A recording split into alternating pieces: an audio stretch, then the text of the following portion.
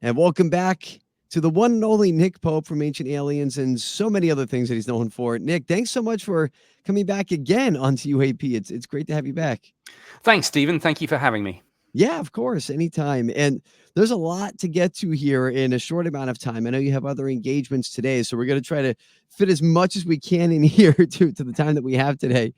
Um, First thing I got to get to, though, is kind of takes us back to one of your original assignments in the Calvine UFO incident. This continues to really kind of come up. Can you, for anybody who may not know about it, can you give a little background and why it's come up again all these years later? Sure. This was a very interesting case we had at the UK Ministry of Defence, August 1990. Two people in Scotland saw a large diamond-shaped UFO being circled apparently by two military jets. It wasn't clear if they were escorting it or attempting to intercept it. At one point, the object then just disappeared upwards vertically at high speed.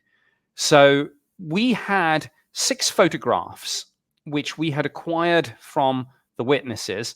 I won't go into all the details of what happened, but essentially the story was killed. A Scottish newspaper had these photographs and was going to run them, and was, for a number of reasons, that didn't happen.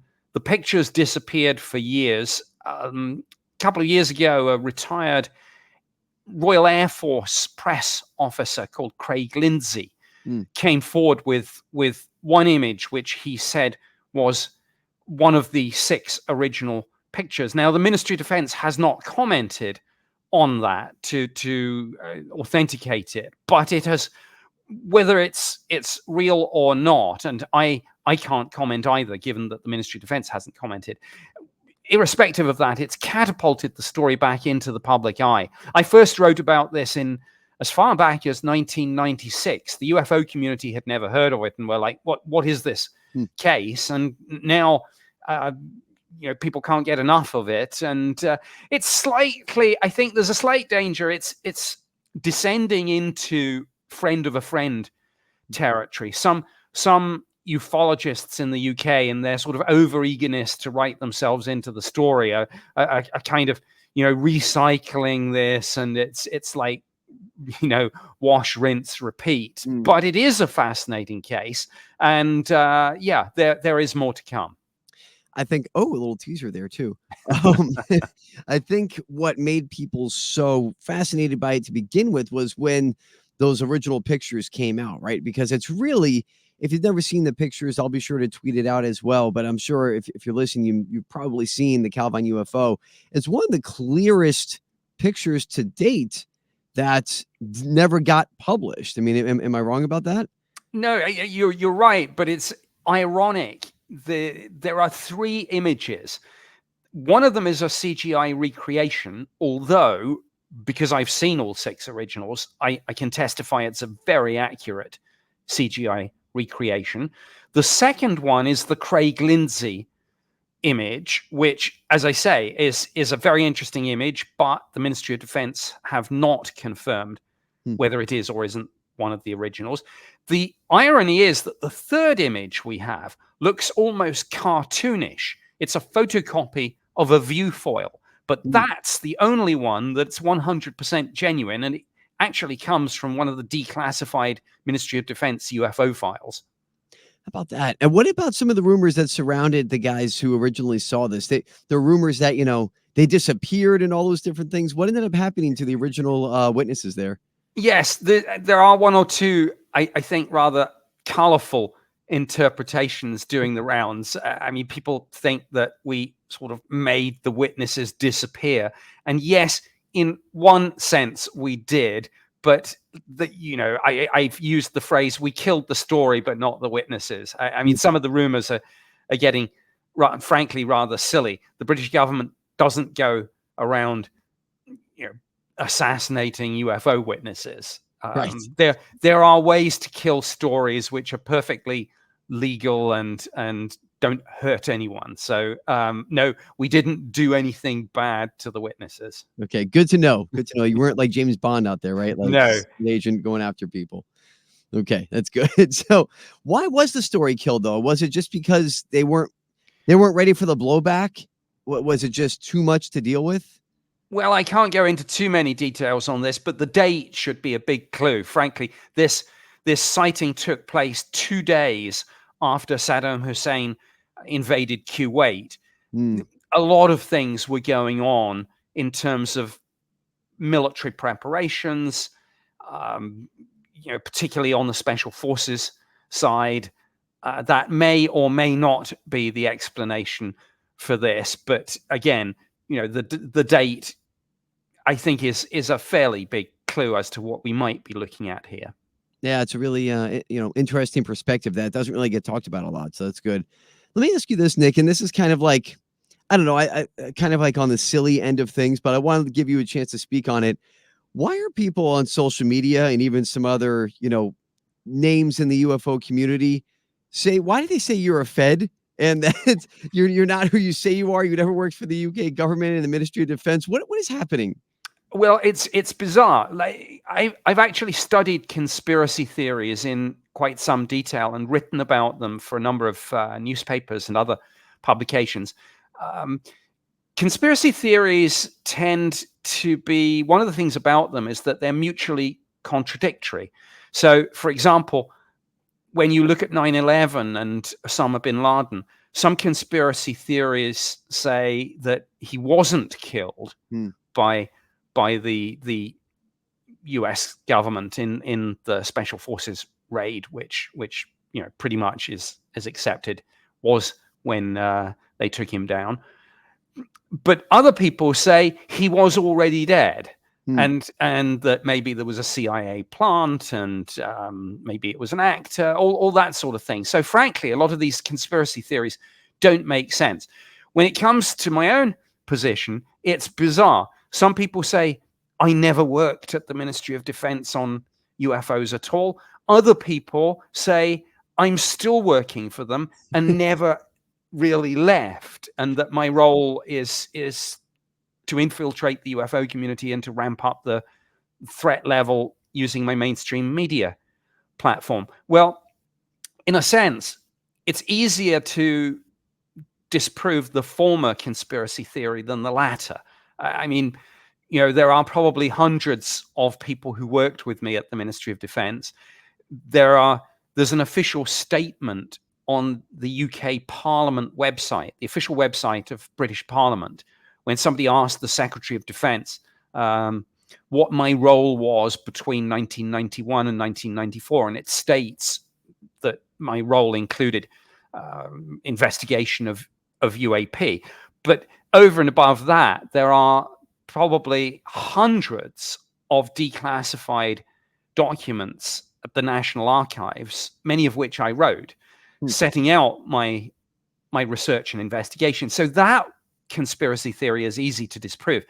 It's more difficult to disprove the one that I've never really left and I'm still secretly working for them, because that falls into that kind of trap that you can't prove a negative.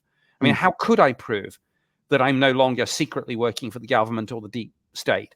I mean, I could, not that I would, but I could find some independent arbiter and give them access to my bank statements.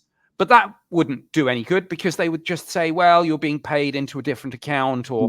or somebody's giving you cash in a brown envelope Right. or something. So it's frankly, I've given up trying to A, keep up with what people say about me in the blogosphere, and B, kind of respond to it all, because like I say, not only is it kind of often crazy and demonstrably wrong, but it's often contradictory. Yeah. So yeah, some people say this, some people say that. Like the truth, as always, is in the middle. I'm not some sort of Walter Mitty character who's invented my past. Neither am I some sort of sinister James Bond villain. I was a middle-ranking government employee who happened to be given the job for researching and investigating UAP to assess defense, national security, and safety of flight implications. I mean, it's not rocket science. It's there on the British Parliament website and in the National Archives for everyone to see. Well, listen, take it or leave it, all right? You heard it from Nick right here himself. So I appreciate you clearing the air on that, Nick. Actually kind of sticking with what's happening over in the UK, because I find this really interesting, and we'll connect it to what's happening in Japan as well in a minute. So there was a report that came out, and I think you even talked about it on social media, that says the UK government is coming out with some type of hypothesis or research paper in July that's going to state how they would handle disclosure.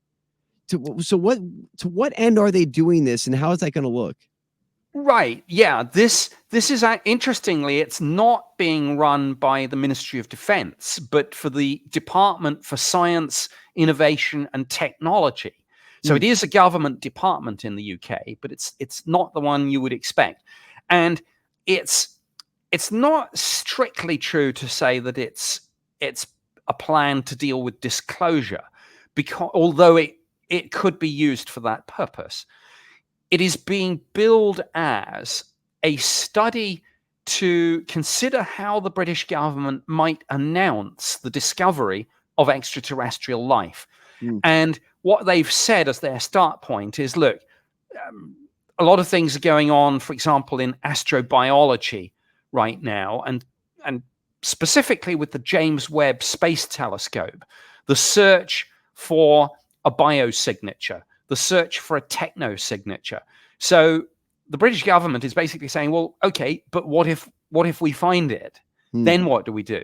How do we announce it? And do we have a contingency plan for any of this in terms of societal impact of announcing that we found aliens?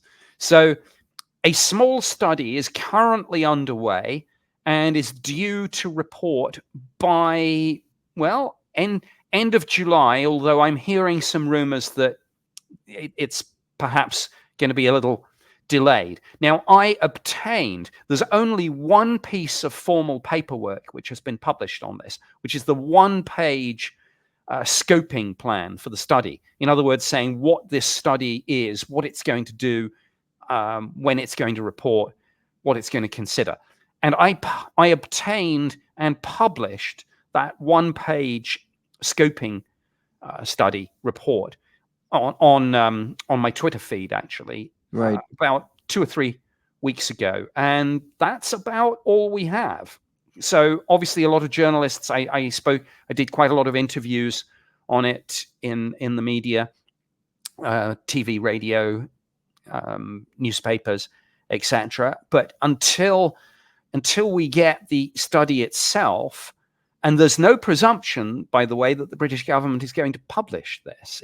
It was designed for internal purposes only. But I think because I obtained and published the scoping study, I think it's going to be very hard for them not to publish the report, because there's going to be enormous media and public pressure to release it. But we'll see. So watch this space as we move into July and beyond.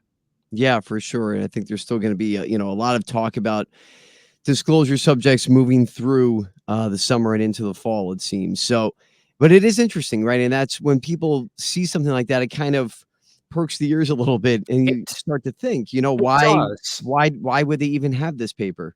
Well, exactly. And I said at the outset, it's not configured on disclosure. It's configured more on what happens, for example, if James Webb finds something. But the great thing about having that plan is that as long as it's written properly, and it should cover all possible scenarios. James Webb detecting a strong evidence of a biosignature or a technosignature, like a Dyson sphere, for example. We can come on to that in a minute, because there's been a lot of talk on that in the last few days. Yeah. SETI picking up a signal from another civilization, discovering microbial life in our own solar system, or something more up close and personal, whether that's disclosure, something like Galileo Project, finding evidence of a probe, another Oumuamua type object, Mm. for example, or however the scenario is, a proper study into societal impact and contingency plans should cover all the bases. Now, what's also interesting is when you kind of put this together with Japan.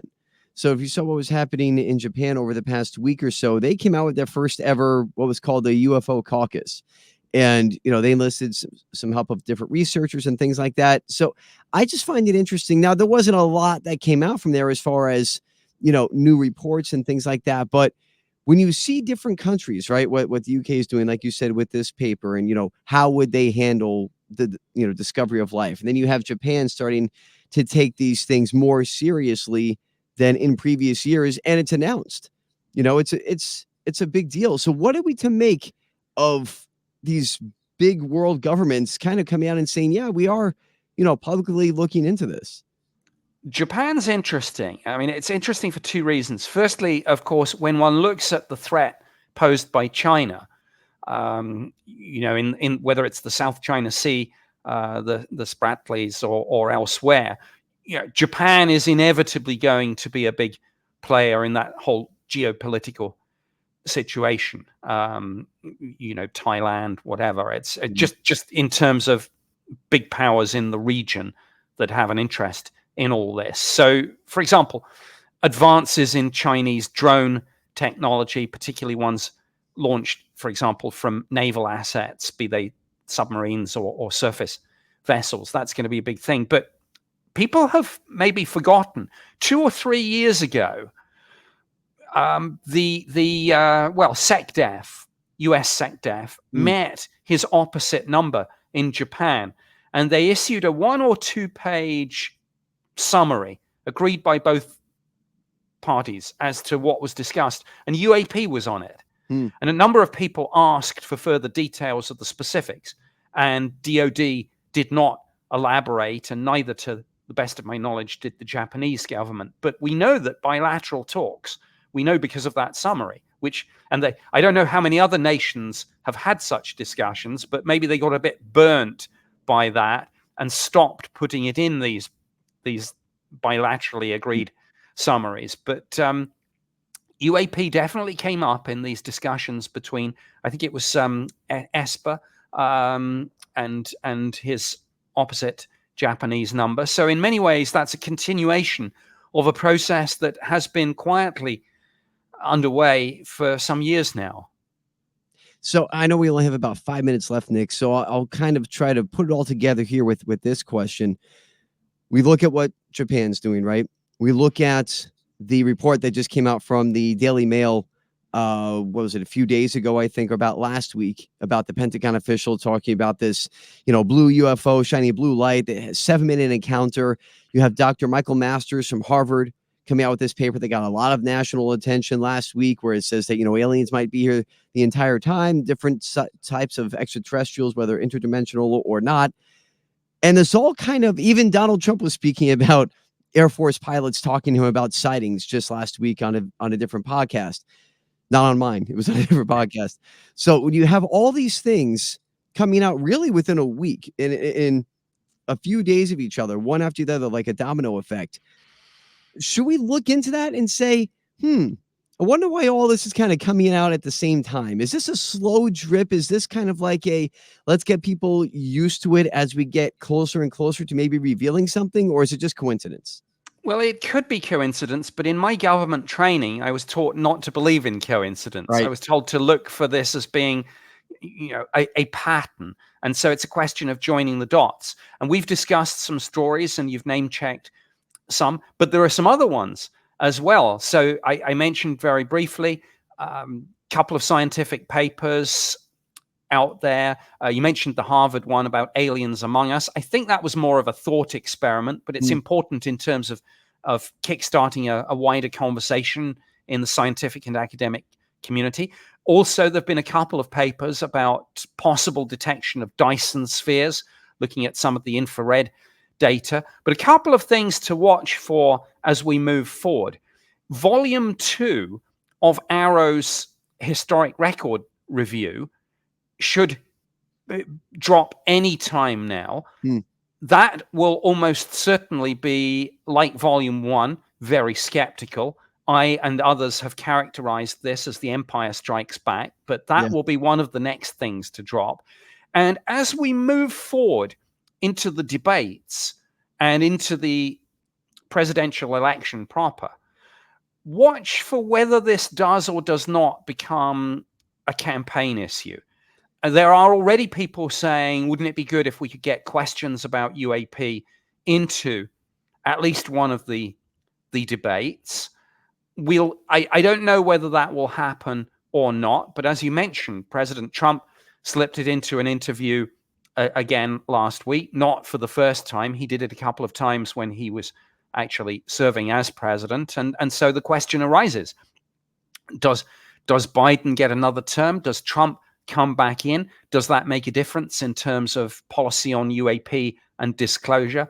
And and I'm sure we'll discuss this again as some of these things actually drop, but perhaps a thought to leave people with is whether UAP might turn out to be the ultimate October surprise. absolutely. And it's so funny you say that, because that's something we didn't get to touch on that much, but there's so much talk about October. And like you said, does this become an election issue? I think it's a really interesting thing to kind of, think about. I think it's a valid thought, right? As we move on through the election cycle, it really could be something that is talked about, and we might have some type of October surprise. It's been brought up by a couple of people. It really could become something.